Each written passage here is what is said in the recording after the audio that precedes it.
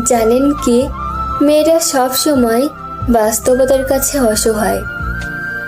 কখনো তার পরিবারের কাছে, কখনো তার স্বপ্নের কাছে, কখনো ইচ্ছের কাছে, আবার কখনো তার ভালোবাসার কাছে। জানেন কি, একটা মেয়ে তার জীবনের প্রত্যেকটা সময় অন্যের জন্য বেঁচে থাকে।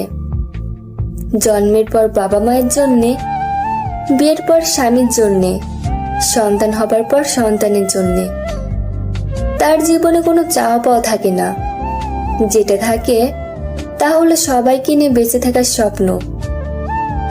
মেয়েরা পারে না তার ইচ্ছা মতো চলতে, পারে না তার ছোট ছোট স্বপ্নগুলোকে পূরণ করতে, পারে না কাউকে ভালোবেসে সুখে থাকতে। যদি বাবা মায়ের কথা মতো চলে তাহলে সে খুব ভালো মেয়ে, আর যদি বাবা মায়ের অবাধ্য হয়ে চলে তাহলে সে খুব খারাপ। ভালোবাসার মানুষের হাত ধরে চলে গেলে ভালোবাসার মানুষটির কাছে সে খুব প্রিয়, অথচ তার কাছে না গিয়ে যদি পরিবারের কথা মতো চলে তাহলে সে বেঈমান, স্বার্থপর।